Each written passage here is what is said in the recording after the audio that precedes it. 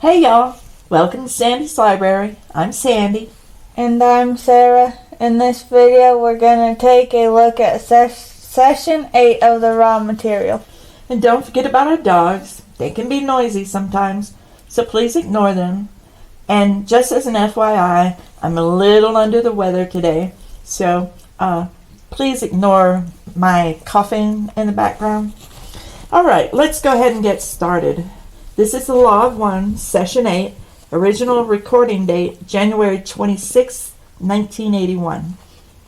I am Ra. I greet you in the love and the light of the infinite Creator. I communicate now. Q&A number 1. Question. I have a question about what I call the advertising of the Confederation. It has to do with free will. There have been certain contacts allowed, as I understand, by the Council, but this is limited because of free will of those who are not oriented in such a way that they could maybe want contact. This material that we are doing now will be disseminated. Dissemination of this material will be dependent upon the wants of a relatively small number of people on the planet. Many people on the planet now want this material, but even though we disseminate it, they will not be aware it is available. Is there any possibility of creating some effect which I would call advertising? Or is this against the principle of free will? I am Ra. Consider, if you will, the path your life experience complex has taken. Consider the coincidences and odd circumstances by which one thing flowed to the next. Consider this well. Each entity will receive the opportunity that each needs. Well, that speaks volumes to me. Back to Ra. This information source beingness does not have uses in the life experience complex of each of those among your peoples who seek. Thus the advertisement is general and not designed to indicate the searching out of any particular material, but only to suggest the noumenal aspect of the illusion. Yeah, I didn't think Ra was going to volunteer to advertise their book for him. Nevertheless, on to Q&A number 2. Question. There was a portion of the material yesterday, which I will read, where you say, there is a certain amount of landing taking place. Some of these landings are of your peoples, some are of the entities known to you as the Orion group. My first question is, what did you mean by the landings are of your peoples? I am Ra. Your peoples have, at this time space present, the technological achievement, if you would call it that, of being able to create and fly the shape and type of craft known to you as unidentified flying objects. Unfortunately for the social memory complex vibratory rate of your peoples, these devices are not intended for the service of mankind, but for potential destructive use. Did y'all get that? Ross says UFOs were not meant for mankind's use. They were meant as a means of destruction. Let that sink in. Nevertheless, back to Ra. This further muddles the vibratory nexus of your social memory complex, causing a situation whereby neither those oriented towards serving others nor those oriented towards serving self can gain the energy power which opens the gates to intelligent infinity for the social memory complex, thus in turn causes the harvest to be small. Well, if this is all true, how exactly is it that all these wanderers seem to be able to contact intelligent infinity? Nevertheless, on to Q&A number 3. Question. Are these craft that are of our peoples from what we call planes that are not incarnate at this time? Where are they based? I am Ra. These of which we spoke are of third density and are part of the so-called military complex of various of your people's societal divisions or structures. The bases are varied. There are bases, as you would call them, undersea in your southern waters near the Bahamas, as well as in your Pacific seas in various places close to your Chilean borders on the water. There are bases upon your moon, as you call this satellite, which are at this time being reworked. There are bases which move about your lands. There are bases, if you would call them that, in your skies. These are the bases of your peoples, very numerous, and, as we have said, potentially destructive. That's the end of Ra's answer. And y'all, I've never heard anyone say so much yet so little. Anyway, on to Q&A number 4. Question: where do the people who operate these craft come from? Are they affiliated with any nation on earth? What is their source? These people come from the same place as you or I. They come from the Creator. As you intend the question in its shallower aspect, these people are those in your and other selves, governments responsible for what you would term national security. Honestly, I think it goes a little higher than national security. But that's just my opinion. On to Q&A number 5. Question: am I to understand, then, that the United States has these craft in undersea bases? I am Ra. You are correct. Yeah, I'm getting the feeling again that Don and Ra are not on the same page. Nevertheless, on to Q&A number 6.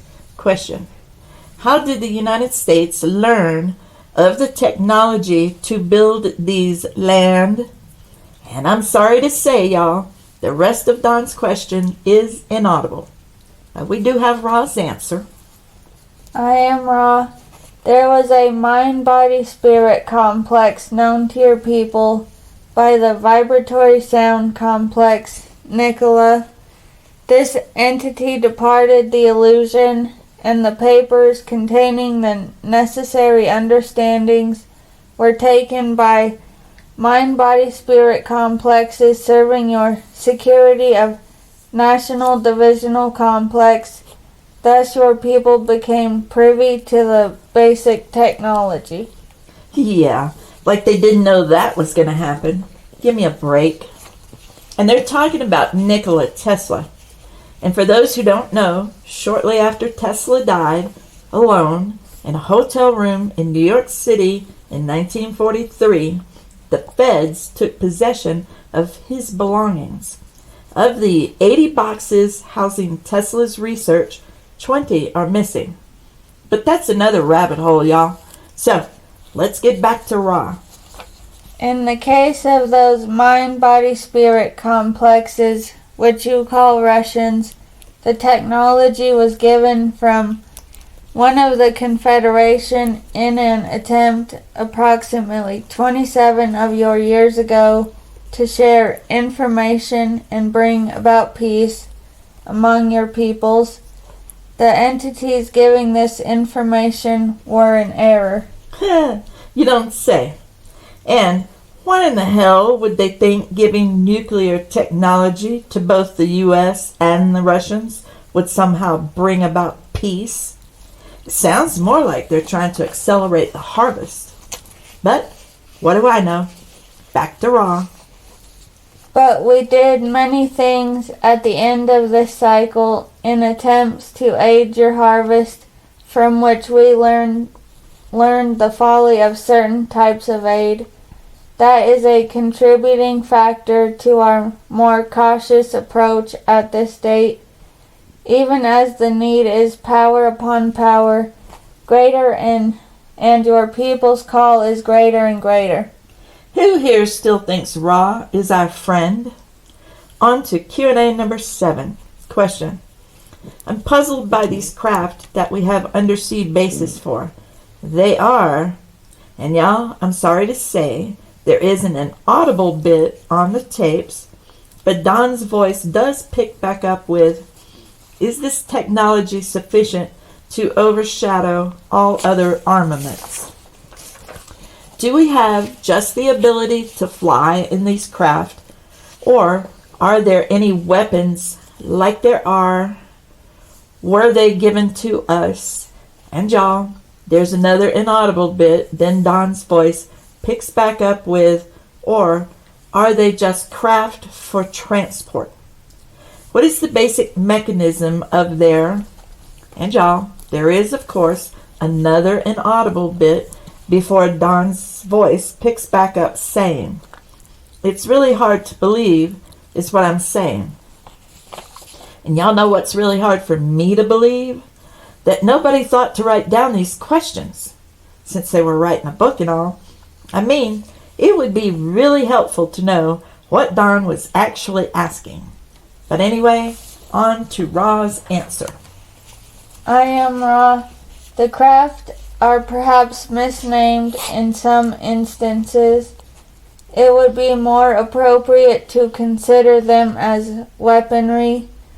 The energy used is that of the field of electromagnetic energy, which polarizes the Earth's sphere. The weaponry is of two basic kinds, that which is called by your peoples psychotronic, and that which is called by your people's particle beam. Okay, so back in 1981, those two things weren't widely known about. But here in 2022, we have the benefit of hindsight. These days, many of us, to some degree, have at least heard about psychotronic and particle beam technology. Back to Ra. The amount of destruction which is contained in this technology is considerable, and the weapons have been used in many cases to alter weather patterns and to enhance the vibratory change which engulfs your planet at this time. That's the end of Ra's answer. And y'all, Ra is clearly talking about weaponry here, rather than spacecraft. On to Q&A number 8. Question. How have they been able to keep this a secret? Why aren't these craft in use for transport? The governments of each of your societal division illusions desire to refrain from publicity so that the surprise may be retained in case of hostile action from what your peoples call enemies. Q&A number 9. Question. How many of these craft does the United States have? I am Ra. The United States has 573 at this time. They are in the process of adding to this number. That's the end of Ra's answer, and this is a little misleading at best, since they're not actually talking about flying spacecraft. They've already told us it's weaponry, not spacecraft. But anyway, on to Q&A number 10. And y'all, there ain't nothing like beating a dead horse. I mean, 'cause Don's next question is, what is the maximum speed of one of these craft? I am Ra. The maximum speed of these craft is equal to the Earth energy squared. This field varies. The limit is approximately 1/2 the light speed, as you would call it. This is due to imperfections in design. I hate to tell Ra this, but I think Don was looking for an answer that ended with miles per hour. Nevertheless, on to Q&A number 11. Question. Wouldn't this type of craft totally solve or come close to solving a lot of the energy problems as far as transport goes that we're used to transporting and jaw. The rest of Don's question is inaudible. Sadly, that shouldn't come as much of a surprise by now. We do have Ra's answer, though. So let's get to that. And remember, it's 1981, not 2022. I am Ra. The technology your peoples possess at this time is capable of resolving each and every limitation which plagues your social memory complex at this present nexus of experience. However, the concerns of some of your beings with distortions towards what you would call powerful energy cause these solutions to be withheld until the solutions are so needed that those with the distortion can then become further distorted in the direction of power. Y'all ever noticed that when Ra talks about us humans, we don't exactly sound like a positively polarized bunch, now do we? Nevertheless, on to Q&A number 12. Question. At the same time, you mentioned that some of the landings were of our peoples. You also mentioned that some were of the Orion group. We talked a little bit about the Orion group, but why do the Orion group land here? What is their purpose? I am Ra. Their purpose is conquest, unlike those of the Confederation who wait for the calling. The so-called Orion group calls itself to conquest. Yeah, this just does not resonate with me at all. If they can conquer us, that defies the law of free will. But anyway, on to Q&A number 13. Question. Specifically, what do they do when they land? There are two types of landings. In the first, entities among your peoples are taken on their craft and programmed for future use. There are 2 or 3 levels of programming. First, the level that will be discovered by those who do research. Second, a triggering program. Third, a second and most deep triggering program, crystallizing the entity, thereby rendering it lifeless and useful as a kind of beacon. This is a form of landing. The second form is that of landing beneath the Earth's crust, which is entered from water. Again, in the general area of your South American and Caribbean areas and close to the so-called Northern Pole, the bases of these people are underground. Y'all know, Ra seems quite familiar with the Orion group's interworkings. Nevertheless, on to Q&A number 14. Question. What do the Orion group have? What's the objective with respect to the conquest of the Orion group? Well, honestly, y'all, it's about the same as the Confederation's objective. They want to harvest us. But anyway, let's see what Ra says. I am Ra. As we have said previously, their objective is to locate certain mind-body-spirit complexes which vibrate in resonance with their own vibrational complex, then to enslave the unelite, as you may call those who are not of the Orion vibration. To be honest, y'all, their narrative is starting to become just a little bit suspect. I mean, according to previous sessions, us humans are supposed to have the free will to choose which side of the fence we sit on. The Council of Saturn and the Guardians are supposed to protect our right to choose. Yet, here we are, with Ra telling us the Orion group can and does conquer us. Look, y'all, I urge everyone to take what they say about the Orion group with a grain of salt. Say it with me now. Ra is trying to harvest us. So, of course, they're going to talk bad about the competition.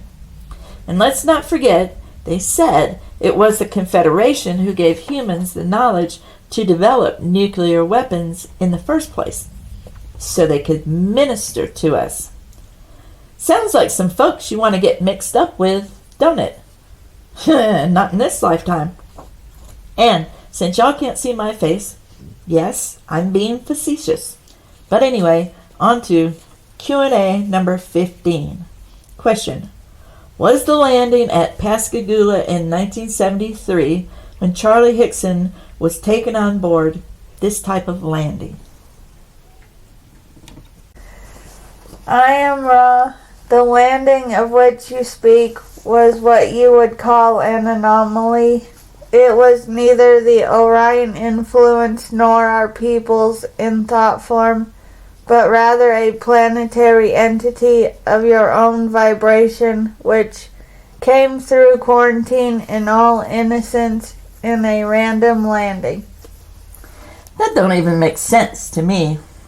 Y'all, there's something that Ra is leaving out. They're saying it was an accident that the entity came through in the first place. Yet, they still abducted Charlie and took him on board their spacecraft. Doesn't sound very innocent-like to me, but what do I know?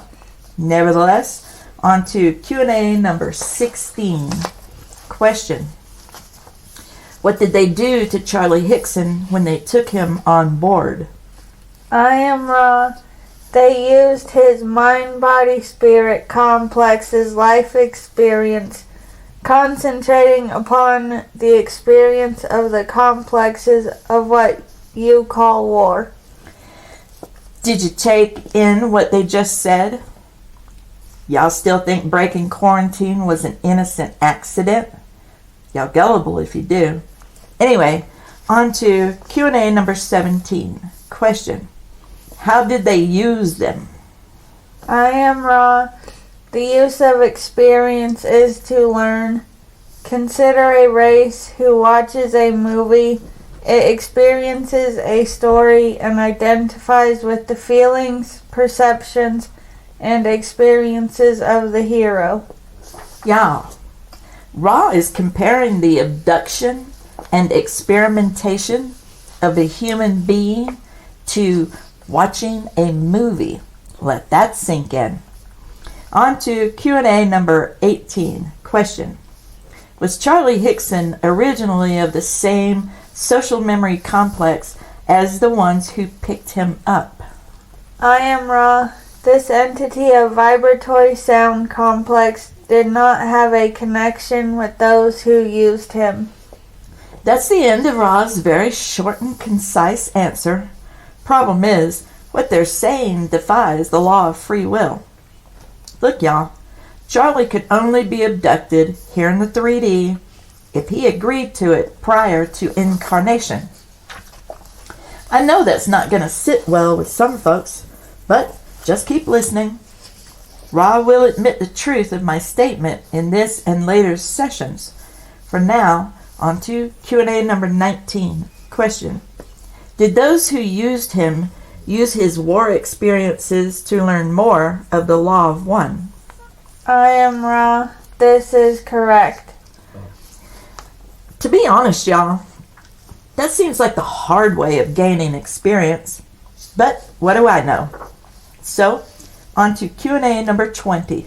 Question: were the entities that picked him, can you describe, is this the normal configuration of these entities?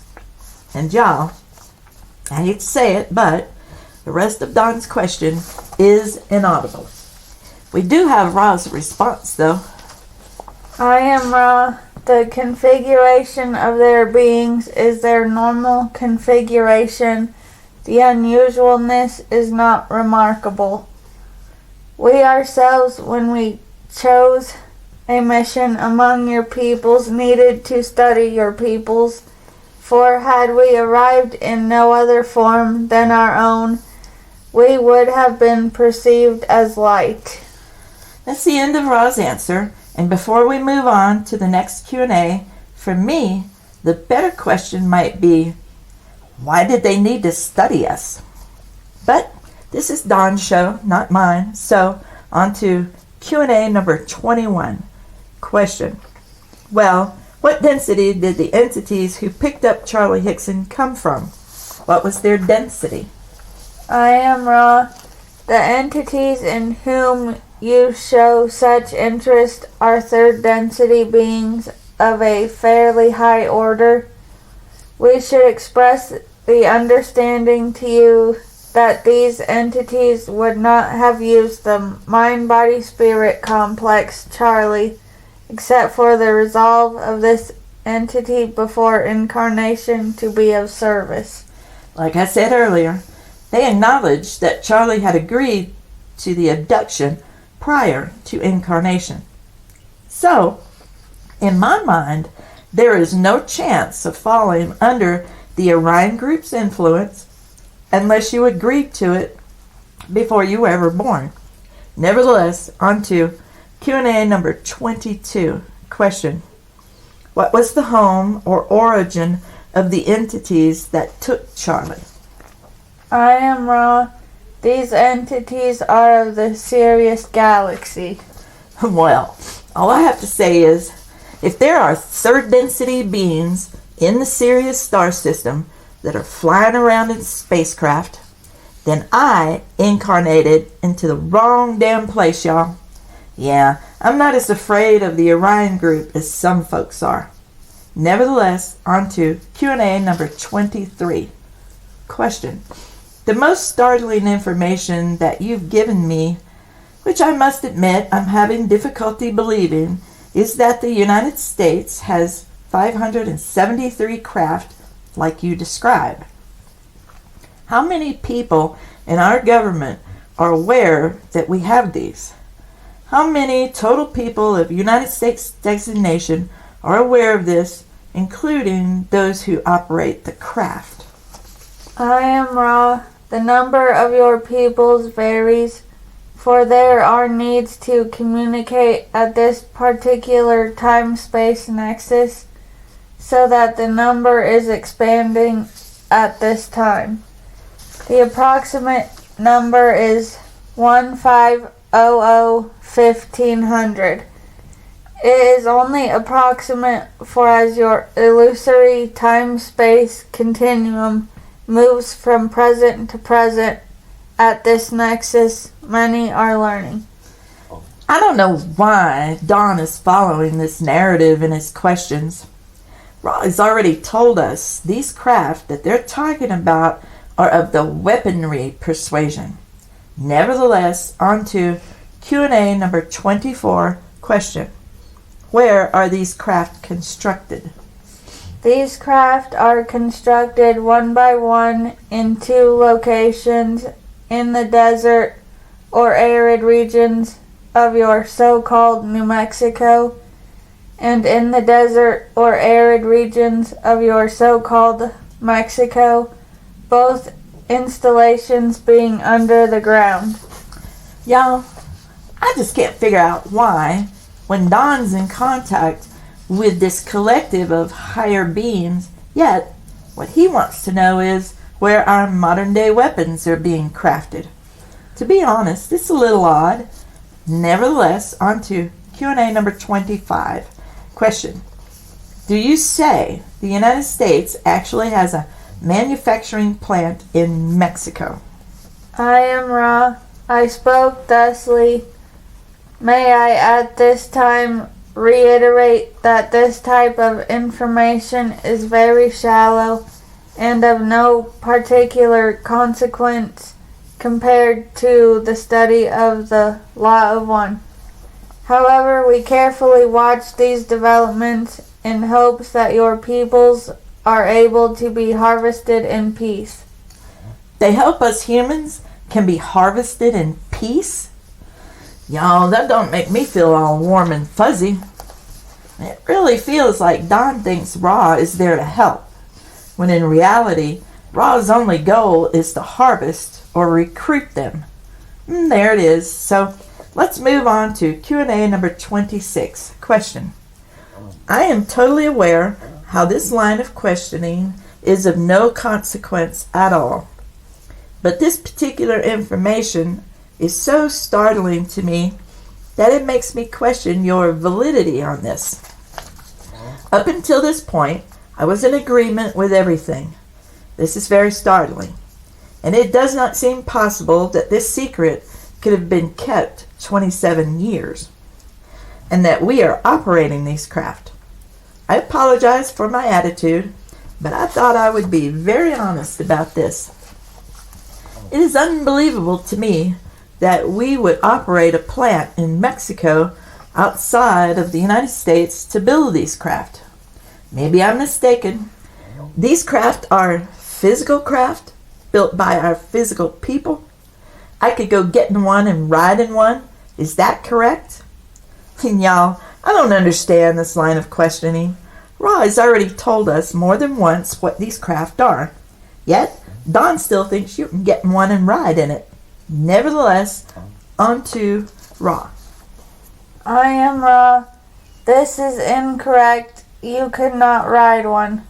The United States, as you call your society divisional complex, creates these as a type of weapon. Dawn and Ra definitely are not on the same page, y'all. Nevertheless, on to Q&A number 27. Question. There are no occupants then? No pilots, shall I say? I am Ra. This is correct. Q&A number 28. How are they controlled? I am Ra. They are controlled by computer from a remote source of data. Seems like a professor of physics would know how weapons are controlled. But anyway, on to Q&A number 29. Question. Why do we have a plant in Mexico? I am Ra. The necessity is both for dryness of the ground and for a near total lack of population.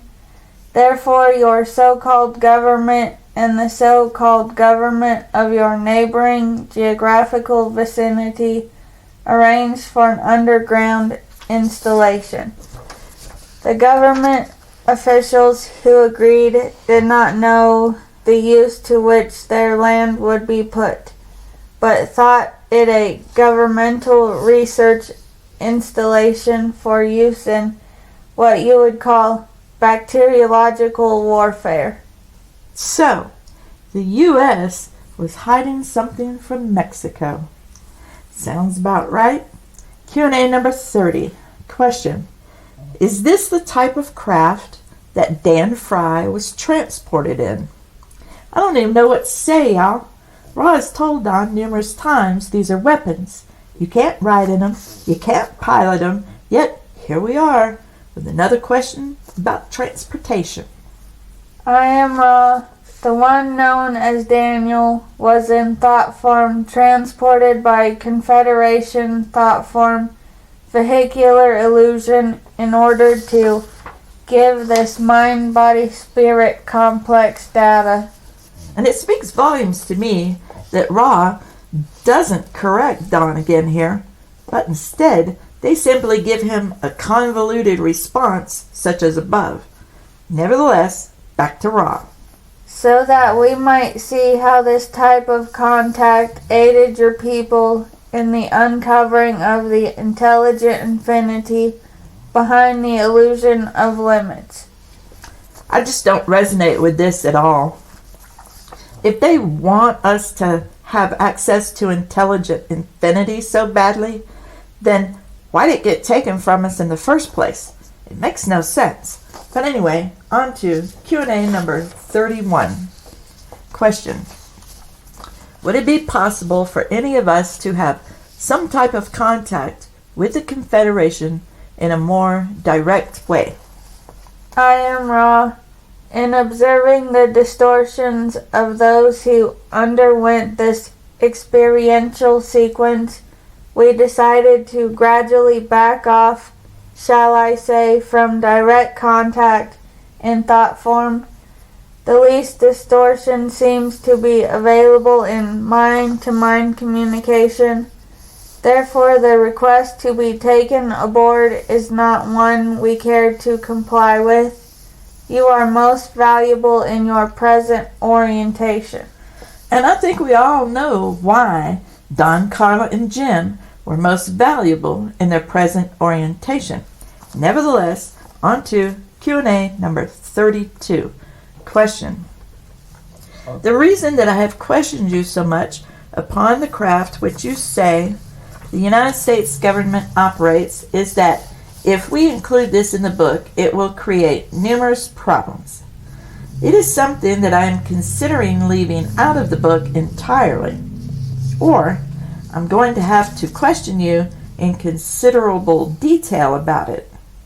It's difficult to even question in this area, but I would like maybe to ask a few more questions about it, with still the possible option of leaving it out of the book. What are the diameter of these craft, the United States, and y'all? It shouldn't come as any surprise that the rest of Don's question is inaudible. But let's see what Ra says to this tired old line of questioning. I am Ra. I suggest that this be the last question for this session. Yep, that's about what I figured. Back to Ra. We will speak as you deem fit in further sessions, asking you to be guided by your own discernment only. The approximate diameter, given several model changes, is 23 of your feet as you measure. May we ask at this time if you have a needed short query before we end this session? Q&A number 33. Question. Is there anything that we can do to make the instrument more comfortable? I am Ra. The instrument is well balanced. It is possible to make small corrections in the configuration of the spine of the instrument that it be straighter. Continue also to carefully monitor the placement and orientation of the symbols used. This particular session, the sensor is slightly off, and therefore this instrument will experience a slight discomfort. Q&A number 34. Question.